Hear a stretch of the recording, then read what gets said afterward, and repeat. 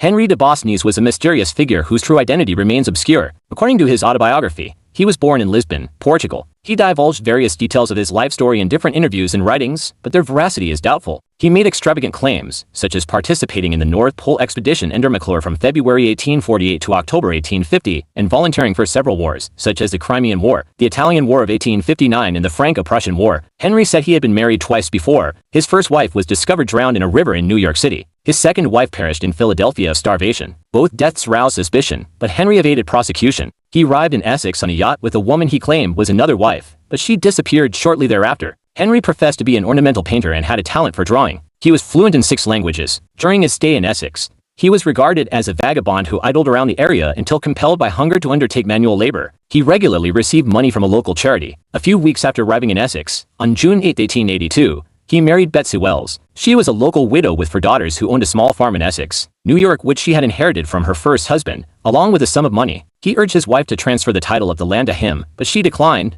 leading to frequent disputes between them. Betsy was eventually discovered unalived, with 2 pew-pew wounds in her skull and a deep cut across her neck. He was arrested August 1, 1882 in Essex, New York after local farmers had seen him acting suspiciously in the woods and returned to the location later and found the body of Betsy Wells. During his incarceration, he devoted much of his time to writing gloomy poems and prose, as well as cryptograms. Some of his writings were in languages other than English, such as French, Greek, Latin, Portuguese, and Spanish. He also attracted the attention and visits of many women who were fascinated by him. He received 3 trunks while at the jail, but only one of them was allowed to reach him. The other 2 contained weapons and ammunition and were seized by the authorities. The 3rd trunk contained personal papers, cryptograms, and poems. The origin and sender of the trunks remain unknown. His trial began on March 6, 1883, took 2 days, and the jury deliberated for 8 minutes before returning a verdict of guilty of unaliving in the 1st degree. He was hanged on April 27, 1883, the second and last person to be hanged in Essex County. The execution was watched by approximately 2,000 people.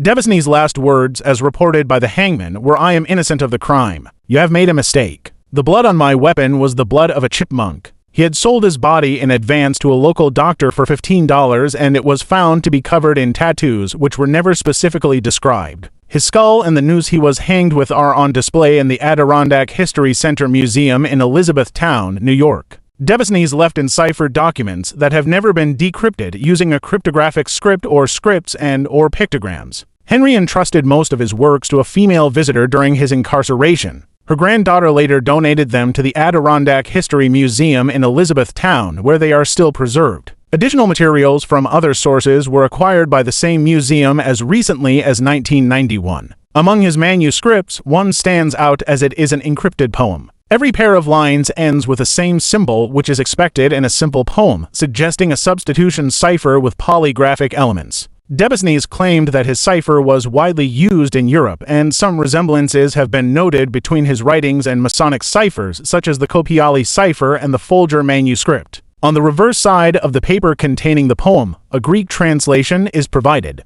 However, the original language of the ciphertext is uncertain, as it could be English, French, Latin, Spanish, or Portuguese, all of which Debosnys was fluent in.